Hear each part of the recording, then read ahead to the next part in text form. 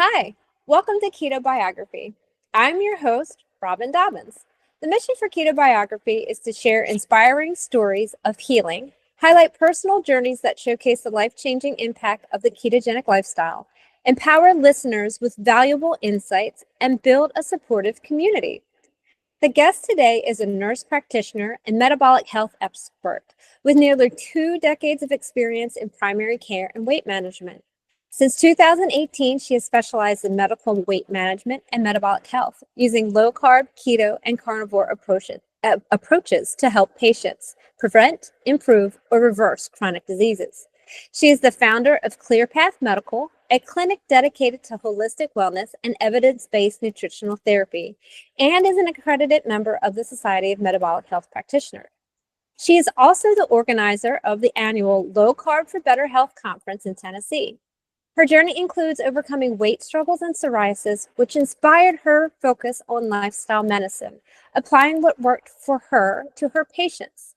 Please welcome Amanda Decker to Ketobiography. Hello, welcome. Hi, thank you. I don't know, it's always weird to hear your life story kind of hitting highlights along the way.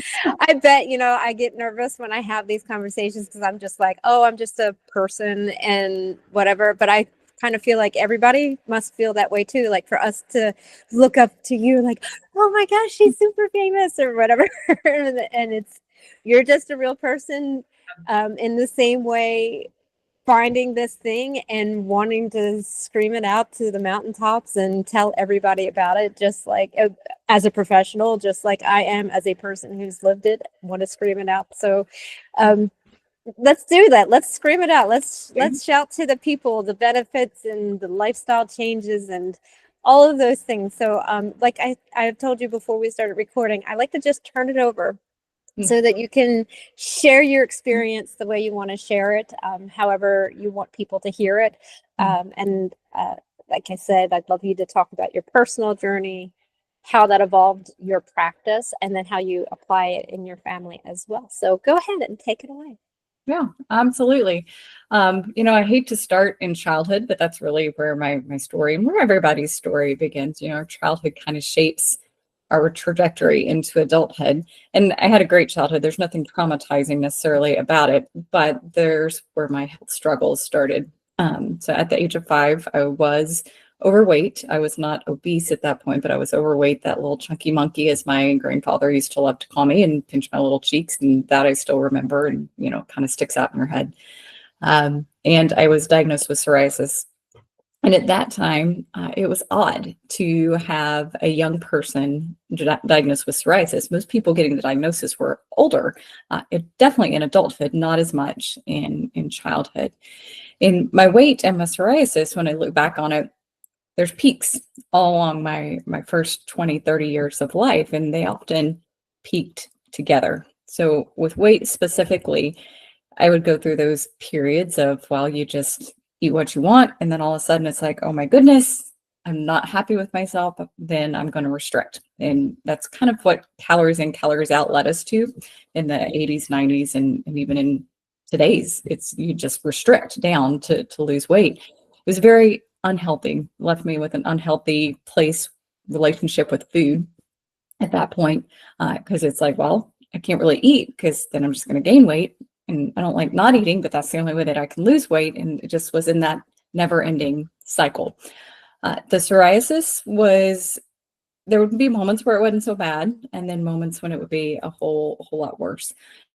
At its worst, I had at least 80% of my body, somewhere between 80-85% of my body that was not totally covered, but had a plaque on it. So in medicine, we do this hands grading thing, and like a hand is a percentage, and you do that all over the body, and you come up with what percentage of your body is affected by something when you're talking about skin surface area. So somewhere between 80-85%. The bulk of mine, though, was throughout my hair and ears, the arms, and the front of the legs, which are very common spots for that. But it was always the same advice when you go to the doctor. It was, okay, here's some cream. Let's put this tar on you. Yes, a lot of the creams and shampoos are made out of tar, and they stink, and then you don't have nice smelling hair, and the kids at school look at you like, why do you stink like tar? But it was this steroid or this vitamin D cream, or let's get some sunlight or this special lamp and try this. It was never about nutrition. And even when I would go to pediatricians and doctors, which we didn't visit doctors as much in the 80s as we do now, you know, we just kind of, you go if you chop something off or you're dying. But when I would go, there was never a talk really about nutrition. It's like, yeah, she's overweight. Yeah, she gets all these random ear infections, and we've had tonsillitis this many times, but it was never about what we were fueling our body with. And there was this huge push in the 80s and 90s to go low fat. That was the trend in our country. And then you had all these processed food companies pop up, you know, the Snackwells and the Doritos and, you know, the toaster strudels and all these boxed items. And my mom thought she was doing good for me because she was giving me what she was told were healthy foods. But looking back now, I see all of that was the trigger for the inflammation that was in my body. It triggered my hunger that made me binge and eat, and then I'd have to restrict. It triggered my psoriasis because the inflammation was there. And even looking at my siblings, both of my siblings are normal weight, very slender individuals. I was not, but they had GI issues. It's like looking back, I can see all that now when this tradition or these changes happen. And I live on a farm. You know, we raised a garden. We had all of that. We had cattle that were fresh food, but we still had all this other because it's what we thought was healthy. And let's face it, it was easy. It was much easier to pour your kids a bowl of cereal in the morning than it was to get up and make eggs and bacon and things of that nature. So I knew also at the age of 5 that I wanted to go into medicine. My mom can tell you stories of me in their doctor and my babies and telling them they were going to get better. I mean, I just picture like Doc McStuffins kind of thing, if you're familiar with Doc McStuffins. That's what I picture me in there. There were a couple of times I said I'm going to be a teacher. I think every kid does that. But by and large, from the age of 5 up until I graduated from Vanderbilt, medicine was what I wanted to do. I wanted to make people feel better. And I think in a way it was because I didn't feel good. And I wanted to feel good, and I wanted somebody to help me feel good, but I didn't know what that looked like. So I wanted to be that for that person. So I went through undergrad and went to Vanderbilt, graduated as a nurse practitioner. I wanted to be in the clinic. I never wanted to be in a hospital situation. I wanted to be one-on-one and build relationships with my clients. And I've had a very successful career. Patients liked me. I liked my patients. We worked well together. They trusted me. I listened to them. All of that, as far as being an empathetic provider, was there. But at about 10 years in, I was like, nobody's getting better. This is sad. This is not what I thought it was going to be. The only people I really make better are those that have sinus infections or urinary tract infections. That I can fix. Everything else is just, here's your next medicine. I'll see you in 3 months. Try to do better. Don't know what that looks like. You know, I think all of us in medicine are like, oh, try to do better. Just eat less of that stuff and maybe move a little bit more. But we didn't have very specific guidelines to give people. And 10 years into my career, I was almost ready to call it quits and just say, all right, I'm done with this. I'm going to go a different direction. I can't do this anymore. At that point, I had to start looking back into my own health journey, because I was trying to get back in touch with what made me want to be in medicine to start with. And it's like, you know, a couple of years ago, I finally got my weight under control. How did I do that?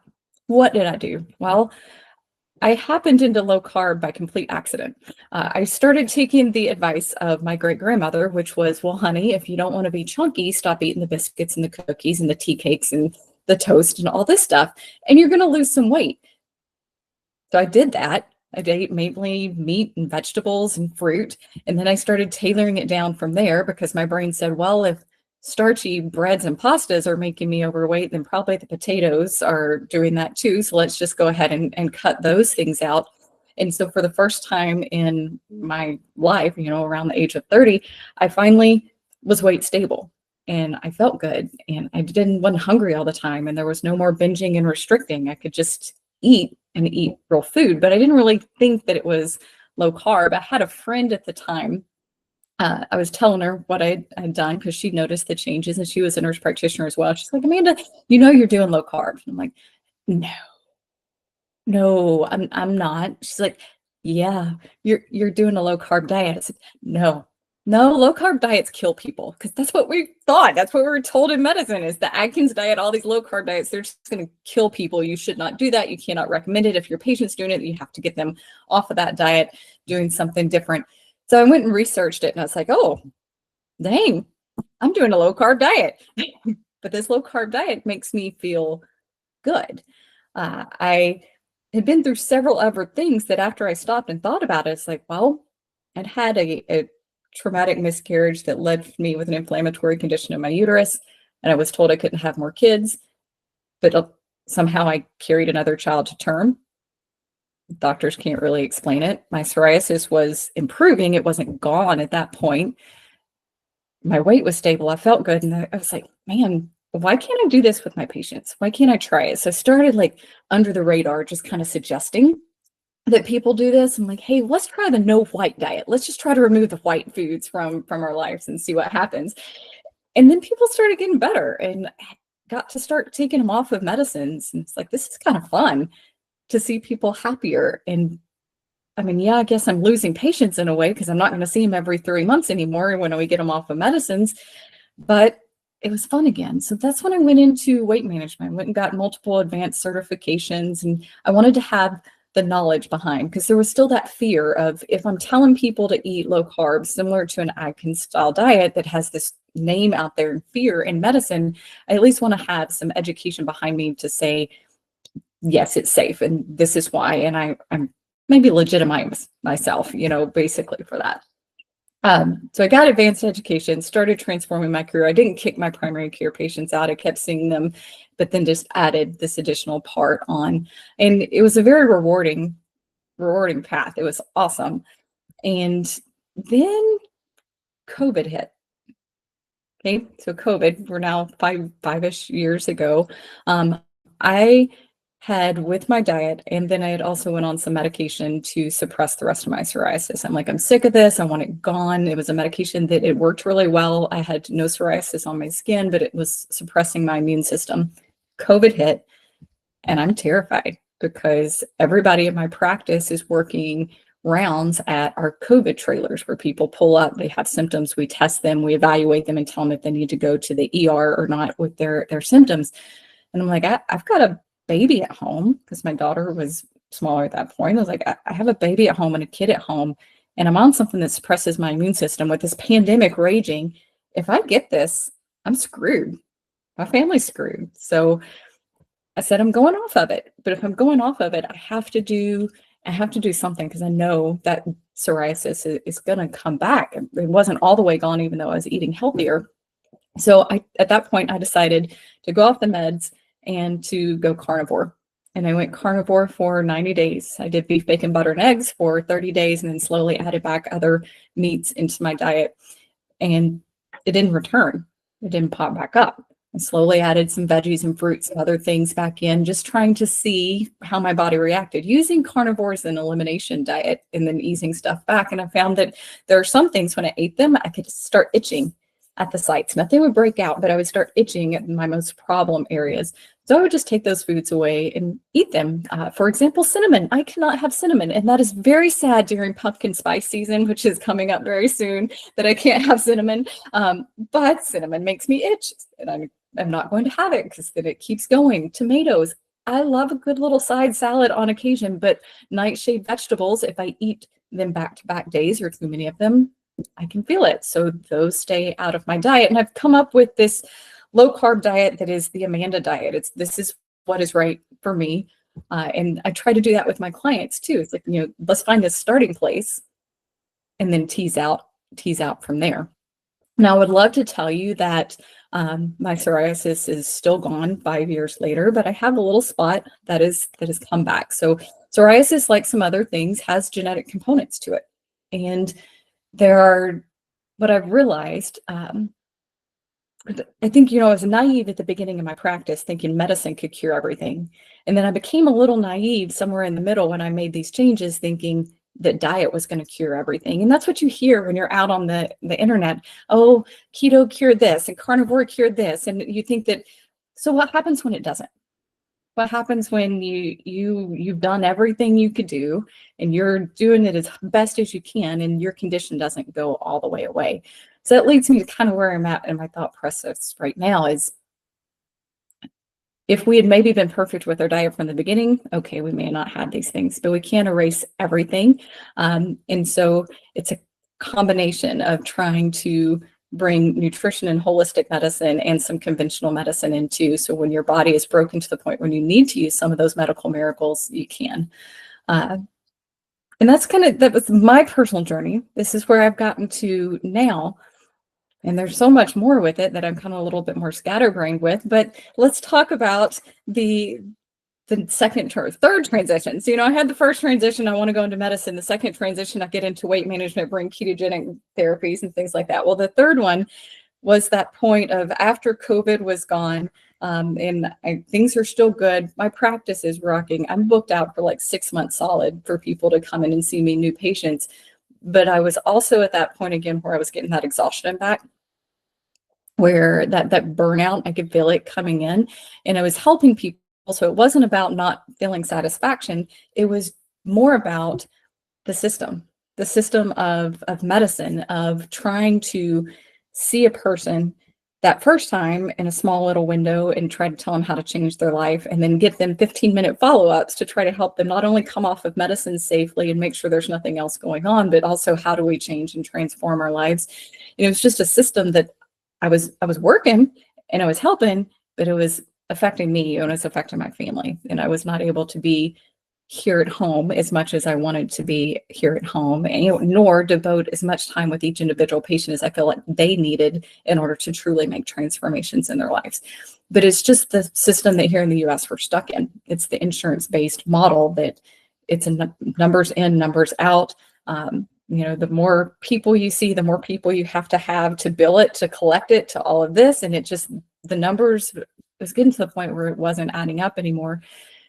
And so I decided, even though I couldn't help the same volume of people that I was helping under my previous career, that I needed to do it a different way and spend a lot of time helping those that I could. That's when I formed ClearPath Medical. And ClearPath is outside of the insurance, which has freed me to be able to spend 30 minutes to an hour with each client, which has freed me to be able to have time to research conditions in between and questions that clients have that I didn't have before. It has also freed me to message back and forth with clients. Now, before that was just contact with my nurses, but now they can contact me and ask me questions directly in addition to my staff that's there. And the patients are heard. I'm fulfilled because I'm helping them. And it's just a total different relationship. If they want to bill their insurance for it, I'll give them the information and they can bill it for it. But it takes out a lot of that on a business-wise. It reduced my overhead to less than a third of what it was before to help those same clients. And so it's a beautiful thing to see happen. And a lot of people don't understand. They're like, well, I pay for insurance. Why should I pay to see you this way? And it's your investment in your health. And once you've experienced that model of personal attention and being able to connect with your healthcare team that's helping you guide, no one questions it after that. They just keep going. Also, in that whole big mix of a story there was the idea of becoming a conference organizer, in the middle of all my chaos of everything. So 5 years ago, yes, it was right after COVID. So it was the COVID hit. My first conference that I organized was 1 year into COVID. I'd held my first event, Low-Carb for Better Health. And it was strictly out of my desire to connect people with information that could change their life. Because in the clinic, it's one person at a time that I'm able to speak to. But I said, what if I could have a voice on a larger scale and connect people? I said, all right, let's try it. So we set up at the gym at my husband's high school. My husband's a high school teacher. And we set up there. I thought maybe I'll get like 40 people in here. It's going to 40 people. COVID hit, it's not going to be that much. We sold 178 tickets that first year. Just people that wanted to come get knowledge. And I had some vendors that were like local farmers. They weren't any like big companies or anything like that. It was, the person who grows herbs and microgreens and zucchini and stuff like that. That was what was there. And a couple of keto bakeries, because I still like to have a treat on occasion. But it was a beautiful thing. And everybody said, hey, can you please keep doing this? But the high school auditorium is just not comfortable. The seats are like this, it's cramped, it's just, there's a lot of other stuff going on there. And so the conference grew, and we went to a local venue that's in the state park here in my hometown. It's a beautiful setting. It's almost like a retreat when you come. So you're getting some time away, getting in touch with nature, but you're also getting connected with other people, bringing in, you know, experts in this field. So it's not just me. Yes, you're hearing from me, but you're hearing from cardiologists and neurologists and all different fields that are out there to get that knowledge. But what I like even more than the knowledge and the experts is that connection with other people. You don't feel as weird and like an oddball when you're hearing the stories of other people who are doing it and seeing improvement. And we all need that connection. So that's my story. What do you want to go to? I totally agree. We all need that connection. And I love that you do that. And I love the reason why that you did that. It was like, I have this information. I want to get it out to people so they can use it to change their lives. Like, that's beautiful.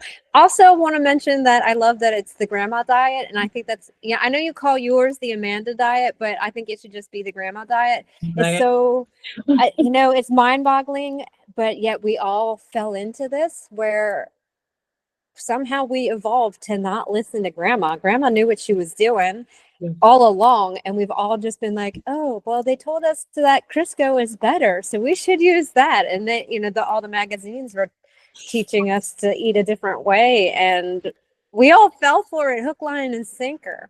Yeah. And I also want to mention that I love this iteration where you are, where it's like, okay, yeah, we've done some damage.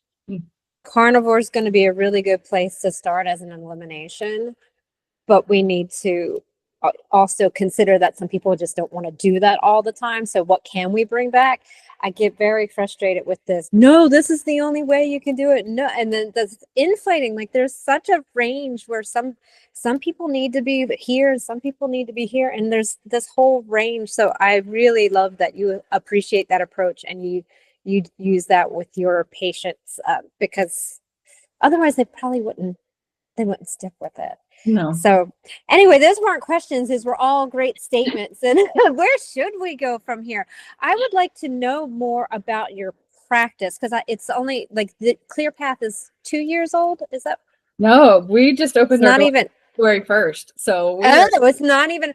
Yeah, so did you have your own practice beforehand? So that was your own practice beforehand. That was the insurance model. And then you moved.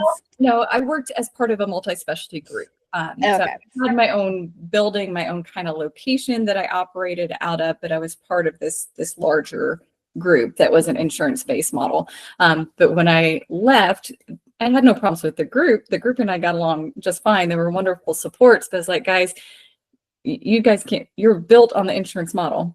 This is something different. So it just doesn't fit. No. I have to wonder, how is it you, and I think that probably most doctors or medical professionals, nurses, get into the field because they want to help people. And how frustrating must that be to have dedicated your life to something and do it day in and day out and only see results if someone has an infection that you can take a pill or an infusion and clear it out and be done. Like, I have to imagine this is more widespread than the few of you who have broken away and done this. Absolutely. I don't know the exact statistics, but what we do know is that levels of suicide and alcoholism and drug abuse are growing. I mean, they're growing throughout in every way, but in the medical community in general, they're really growing. And we're even seeing more episodes of people who, you know, they spent hundreds of thousands of dollars to go get educated, and 5 years in, they're like, peace out, I can't do this. And then they go just do some other random job. They have all this knowledge, this great brain, but they just can't do it because of the pressures that are on them. Yeah, it's hard, and then it does come out. It shows on a patient. You Mhm. know, at the patient level, they're so frustrated. Patients want to have their questions answered, and the practitioner doesn't have enough time. And there's this.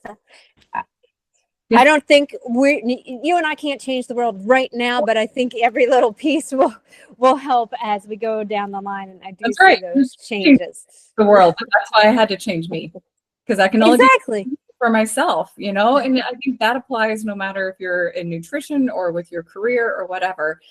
You can only change yourself. So start there and fix it, and then maybe other people follow. Yeah. So speaking of people following, Yeah. how have you applied this lifestyle inside of your home?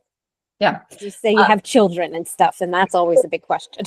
You and it's also evolved kind of. It's funny, my sister likes to post pictures of family gatherings now of what we eat, because she's like, years ago Decker was the only one that would bring her own food and sit over in the corner and eat it, and now everybody's eating it because that's just what's for dinner, kind of thing. So that's another instance. You change yourself and you start changing other people.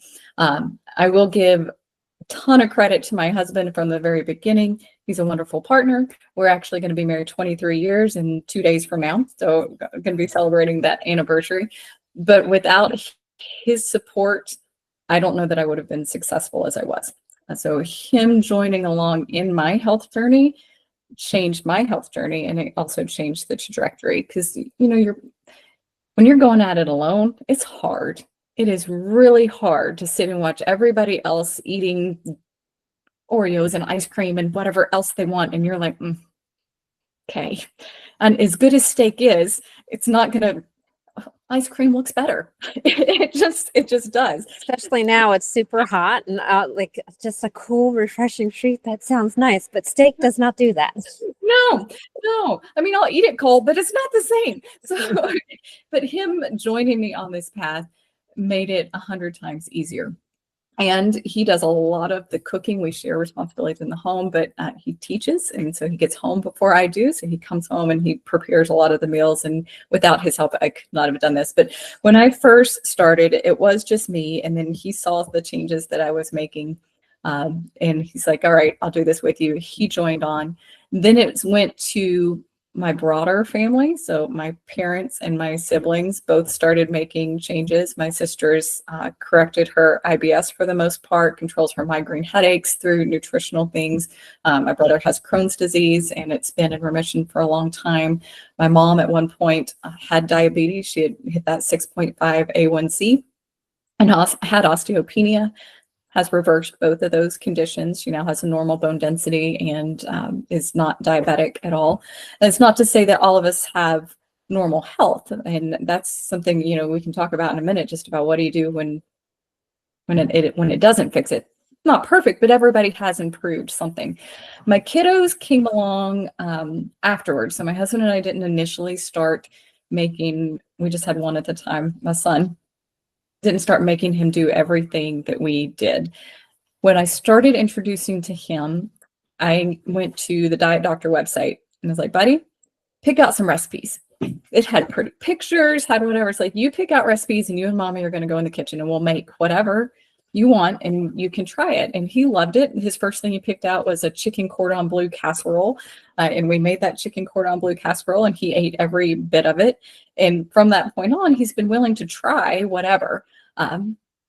But at some point, Tim and I, my husband, we had to say, all right, how can we keep giving our kids some of this poison? If we know what it did to us, how can we keep doing it? And I hear the argument all the time of, I just want my kids to be normal. I want them to not feel left out or whatnot. And I get that, but I have one chance to set the health course for my kids. Once they're out of my home, I have no control, no ability to set a health course for my kids. And so we started making more changes. So it was, all right, we're not going to buy these snack cakes anymore. We're just going to buy berries and fruit. You can still have a little something sweet after dinner, but it's going to be fruit. And just slowly trying to transition and have more natural things in our diet. And is that to say that my kids always eat everything that we do? No, they go to school, they go to church, they have plenty of opportunity to eat crap foods. All I can control 100% is what's in my home. Now they like to carry packaged items in their school lunches. Of course they do. There's something magical about something that you open from a package that all of a sudden makes it 10 million times better. I do my best to find things that are more natural. Like I love Aldi's. I don't know if you have an Aldi where you are, but they only use vegetables and fruits to dye. They don't use artificial dyes. They only use natural dyes. They have a lot of lower sugar options, like their gummy strips or a fruit puree. No artificial dyes or colors. It's just fruit and like gelatin or something like that that's in there. So I try to do things like that. My kids do like chips. I don't eat chips. I give them chips every once in a while. I try to do the kettle chips that are cooked in avocado oil and things like that. Neither of my kids have weight problems, but my daughter does have issues with gluten sensitivity. And so she is completely gluten-free. And she's the one that at 10 years old will read the label and be like, no. No, because it hurts her. And she realizes if I eat that, it's going to hurt me. And we try to come up with different ways to do things. We'll make our own cookies at home and our own muffins at home using things like coconut flour and almond flour and different things of that nature. And we love to do waffles made with keto chow. So keto chow is a brand of a low carb meal replacement. And I don't think everyone should eat meal replacements every day. I'm not saying that either, but it is a very clean meal replacement. So if I take that and mix it with some eggs, I can make some pancakes out of it. It's quick, easy. They're blueberry flavored and they've got a lot of protein in it for her little belly that morning. And she feels like she's had something special. So I can't control what's outside my home. I can control what's inside my home. I get one chance to set their health history. And so that's what we're trying to do. And are we perfect? No, but I think we're doing better than probably 90% of the rest of the world that's out there. Yeah, I get that completely. I told you before we started recording, I kind of regretted that I didn't fight that battle. My kids were at an age when I started that I could have changed their trajectory. And one of them is pretty much on board. But again, they're in school. They've got the friends. They're going to go. They go get the dome drink coffees. I can't stop it. I wish I could, but I can't. And you just have to, I have to hope that they've seen what I've done, they've seen what my husband have done, and that at least they know that it's there, and that if they need to lean on it later, they know what they can do and they know they can ask us. But implementing it inside the home the way you are, like, okay, I don't have to be 100% strict with this thing, but you're going to know this stuff as you're growing up, and you're going to have the space. It's a wonderful thing. And your husband's a teacher, so I'm sure he sees in the school system that, we reward great behavior with candy so that, we can have our even better behavior when they're all sugared up. And it's a sad state of affairs that we've learned this reward cycle that has to be with a sweet or, a cake or candy or something like that. So you're kind of showing them that they have options, which is, I love that. So I want to kind of switch this conversation a little bit. I am a volunteer with Metabolic Collective, and what we're trying to do is show people how they can do advocacy themselves or join an advocacy group. But you have done that.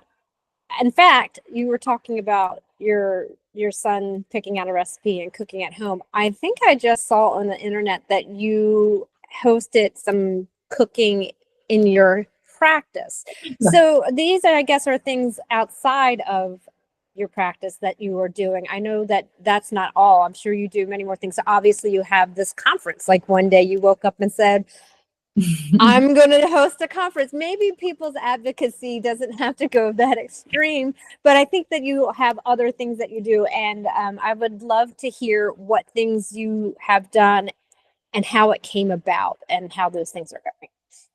Yeah. So the cooking thing that we did in the clinic recently was, it was kind of practice related. So inside of my practice, if you're signed up with us, you have access to community groups, and we have some that meet online and some in person. And this was a branch off of those community groups. It was a one-off meeting. Chris Cooking Nashville came in and demoed. He taught people how to improperly cook a steak and then how to properly cook a steak, because they taste completely different when you do it the right way versus the wrong way, and showed us how to make carnivore mac and cheese. Like, he's like, hey, you're missing mac and cheese. Here's a way that I can make noodles and make this happen. And it's just showing them that, hey, even though you can't have the Kraft mac and cheese, you can have something else that still kind of fills that void. And then Dr. Barry, who works with me as my supervising physician in Tennessee, was kind enough to come and kind of make them feel special at this group. We rotated through two groups through there. But I like to occasionally throw cooking classes in for my clients, because nutrition is the backbone of their health. It's what fuels every cell within their body. And if you can't teach your clients how to eat, you're just going to get back in that same medical model that I was in before. So offering things like that. My staff has done things like chaffle classes. Let's all get together and learn 5 different ways to make chaffles, so you can have that quick bread replacement and still have a breakfast sandwich or something different like that. There was one year we did, St. Patrick's Day. I made a St. Patrick's Day feast and had a small group there where it was like the corned beef and sauerkraut and stuff like that. And I made a mashed potato out of jicama. Oh, interesting. So jicama is a root vegetable, but it's more fibrous, so you can get a little bit more of a low net carb with that. It's like, if you want to celebrate and have a mashed potato, there's still a way to do that. We just need to do it differently, and it's not something you do every day, but it's a healthier option that's out there. We also started this year with ClearPath we've been quarterly so far. We're going to probably have to space it out more, just open community lives. So it's a 1 hour question and answer. I have a location there in our local library where people can come in and they just fire questions at Dr. Barry and I and say, hey, here's where I'm at, here's what I'm dealing with, and I'm still this, or here's my question on this nutrition or this health related topic. So it's a very non-threatening way for people to get interested, or to bring others with them that, maybe they're doing keto, low carb, carnivore and seeing it improve, but they've got that skeptical partner or friend or something. And so bring into this big open environment and just let them sit and listen. You're not like sending them videos and making them sit for hours and hours. You can take them out to coffee before and then come show up to this and, make it a fun time. So that's what we're trying to do, is just offer these free kind of events in our local area, and anybody can come. We even had some people from a couple different states come this last week to that live Q&A, but just to be there, to be present and let people see it's not all about me making money. Yeah, I do need to make money in my practice in order to survive and feed my family, but my heart is really to help people. Yeah, I mean, that's such a beautiful thing. Just like, so you just rent a space at the library and yep. Wow. And I'm sure that's impactful. And even, I mean, I'm sure you have a little nugget in your head. Maybe somebody will come into my practice, but even if it doesn't, you've helped someone, and that's amazing. I love that idea. We talk about this stuff, like what you can do all the time, and really the options are endless. And you brought up Dr. Barry. I've heard him speak several times, and he's always like, anything, just do anything. We need all of these voices. Just do anything you can. And that's a really great idea. I just never even thought of it before. So that's exciting. I'm going to write that down and tell everybody they have to rent a space at the local library and just start talking. Room. Or at a park.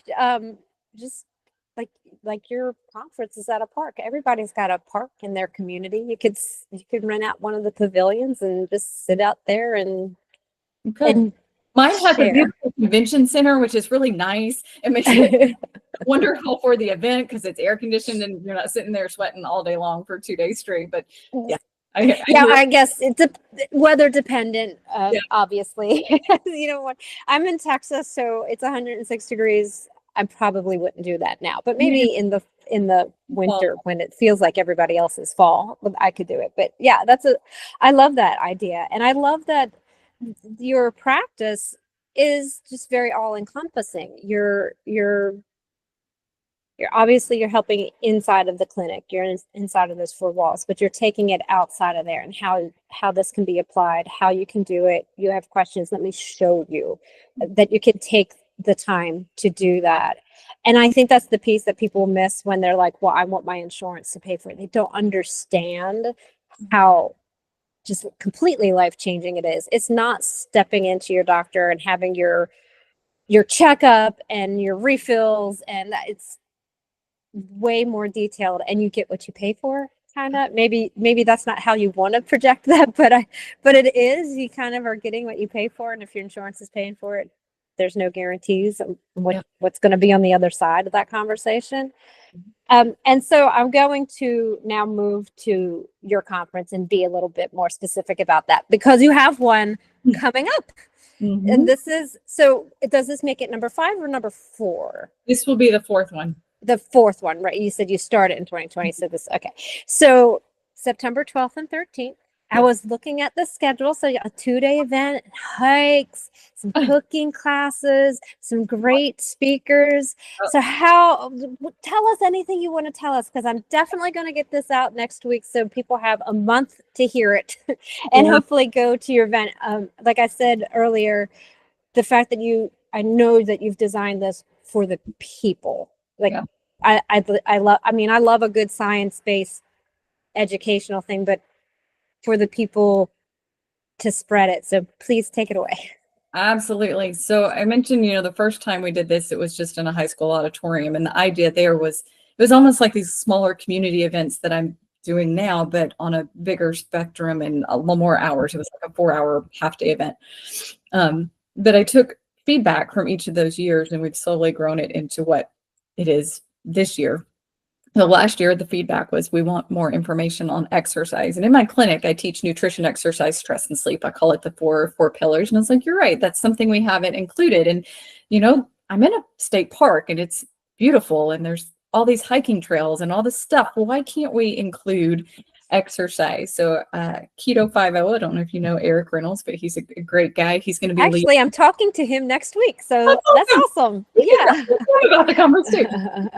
He's going to be leading the guided hike through Montgomery Bell, about a 2-hour hike through there, and then they'll come in and get ready for the general session. We've got Robert Sykes, who is a ketogenic bodybuilder, ketogenic natural bodybuilder, and if you've seen any of his pictures, when he's on, he's like at 2% body fat. He's very, very lean. He's an awesome guy. He has a heart to truly help people and teach them how to be healthy, and he doesn't think that everybody needs to be bodybuilders just because that's what he does. Well, let me back up. He thinks everyone should be a bodybuilder, just not that level of bodybuilders. We are all building our bodies in different ways, and you're choosing how you're building that. And he wants to help people build whatever their dream body is. But he's going to just teach body weight exercises in the park. There's like a nice grassy area, and he's going to go up there and teach, how we just take what God gave us on our body and help build strength there. We've got. I think I saw that when in your schedule that he was leading the exercise. I was like, whew, I don't know if I could keep up. I've seen videos of his exercise, so I'm glad it's body weight. Yes. I think that's something most people can do. Taking this and then modifying it, because with his clients, they're all coming in at different places, and it's about their goals. So he takes, maybe the ideal and then modifies it to what you can physically do. And for those that can't participate in the exercise, maybe they are just not physically able to do that yet. We've got a couple different things. There's a breakout session on knowing about ingredients, learning about ingredients. How do you know what's really in the food that you're eating, when you're looking at stuff like that? The PhD, the Dr. Berry's group, his pro coaches are leading a coaching experience. And we describe it as like speed dating a coach. So you're at different tables and the coaches rotate through with different topics to bring you kind of a crash course and to see what it's like, to work with them, or what it's just like to work with a health coach. Because so many people are just like, oh, I don't need that. It's not going to be helpful for me.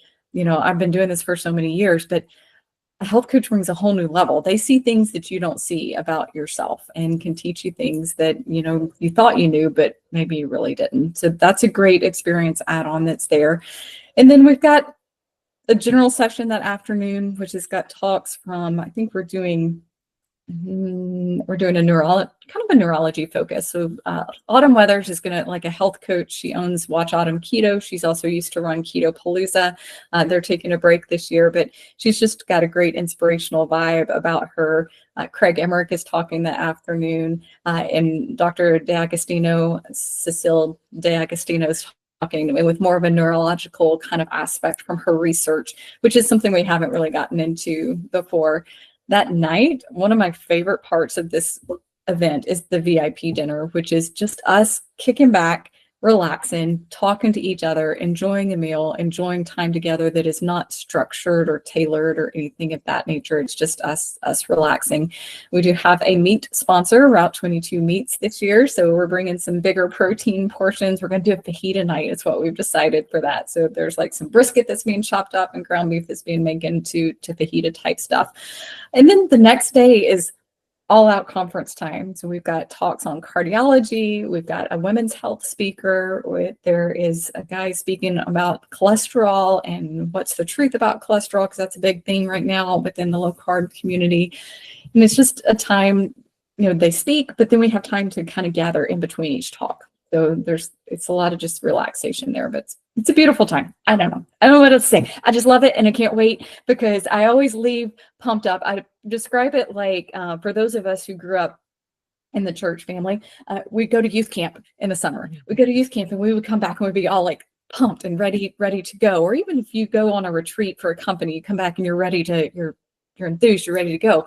Almost everybody, when you leave this conference, you're ready to save the world and tell everybody about this nutritional thing. But more than that, you've filled your tank.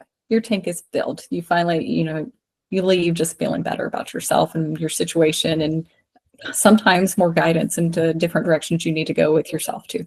So.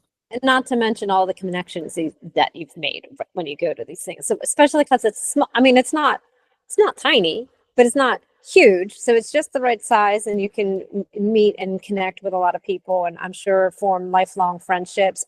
Yeah. Support people who will be supportive of you in your journey the whole way, even if you're not with each other. It sounds absolutely amazing. I told you before we started recording that I definitely need to make it to Tennessee to go to this conference, because I like that. I like that cozy feel, and I'm sure I would love being in the park. Do people camp? Did the camp at it, or are there hotels nearby? How does that work? The Montgomery Bell has a conference center. So the conference center seats 300, and our event is usually between 200 and 300 people that show up. There is the hotel that is attached to the conference center, so it makes it easy to get in and out of. Each room overlooks the lake there in the park, so it's a beautiful kind of that retreat type center. There is a campground, but this year it is closed for construction. So the last 2 years, we have had many people bring their RVs and camp, and then spend a couple of days just being there together, and then going to the conference too. Maybe next year, but this year the campground was closed. Oh, I'm sure Eric is a little disappointed about that, since he travels by with his house everywhere. So that's conference center with the rest of us. Oh my, he has to rough it inside. It's a full-size bathroom. What? This is not right. Well, it sounds absolutely amazing, and I know that it's going to be a great event, and I definitely want to get to it. In fact, our friend Denitra Davis is the one who reminded me about it, because I had heard of it before. We had spoken to her. She's like, "Oh, you don't know about this conference?" It's like, I guess I did, but I don't remember. So tell me more. So that's how I ended up reaching out to you to ask you about. She's amazing. I think she said that she had talked, or you guys connect, because you're like neighbors, right? So I think she said you guys connect to do some things often. Tennessee, and we're in Middle Tennessee, so we're kind of close together, but we're connected through the Nutrition Network and the SMHP, that type thing. Right. Yeah. She's wonderful. We loved having her on when she was here, because she's just so exciting and so joyful. Just passion. Yeah, exactly. So, well, I mean, I'm sure we've only just scratched the surface, but we've hit our time that fast. It goes by so quickly. I appreciate that you have joined us today. Let's make sure everybody knows where to find you. I know the website for the conference for sure. I know that one. It's LC4, the number 4, BH.com. Yep. So, but if you can't find it, because those are letters and a number, so if that's too difficult, it's at Low Carb for Better Health on your Low Carb for Better Health website. So I know that. And where else can people find you? So you can find me on Twitter, Facebook, Instagram, most of those social media places. My handle is Decker Less Carbs. So my last name and then Less Carbs. You can also find me at my practice website, which is clearpathmedical.net. Very good. So everybody look her up. Oh, and that's a very good question I should have asked. Do you only practice in Tennessee, or are you able to practice outside of your state? So I have a physical practice in Tennessee, which anyone can come see me there. And then we're licensed in 23 states and can do telehealth to those, to all 23 states. And they're on the website too. So if you want to see if you're in one of those states where I'm licensed in, it's there. Right on. So yeah, because it sounds like an amazing. Do you do like virtual things with those virtual patients the same way? Like, are you recording these meals and the cooking stuff for them? I do 2 online community groups every week where I can connect with those patients if they choose to. I don't force anybody to participate, but we're there for 2 hours in a week just to connect. And then when I do the community lives, I put them on my social media. So they're broadcast on Facebook, YouTube, that kind of thing. All right. So everybody look Decker Less Carbs up. Will you find her? And she's got a lot of great information out there. Before we close the show, I always ask a question. It's the same question to every guest. And that is, let me pull it up so I ask the question the correct way. What key insight can you share to help others write their keto biography? So my key insight is probably going to be practice, not perfection. You're not going to get it right every day, all day, but you keep going. Getting off track for one meal, one bite, one thing is not a huge deal. It's just don't let it keep getting off track. So if you're off track once and then you're off track twice, you're making new habits there. But progress, not perfection. And when in doubt, just eat meat. Oh, love it. That's a good one. You're like, oh, wait, I have to say this one too. No, but all of that is right. Right on the head. I mean, if you're perfect, then what are we striving for? Yep. So it's not always going to be that way. I say that often. If we were perfect, then what's the point? So I love that. And then yes, we will eat meat. Well, thank you. I appreciate you so much for joining us. Like I said, I'll get this out earlier so people can hear all about it. I've already marked a short where you're going to talk about and you can just maybe share that little snippet and help get more people at your conference, because I think it's these are the types of events that I think really, really touch the most people, because it makes more sense for a lot of people and it feels comfortable, and so I'm very excited about it, and I'm glad that it's working out, and I'm glad that you put all the effort in on top of everything else that you're doing. So thank you so much for doing what you do. Bye everybody.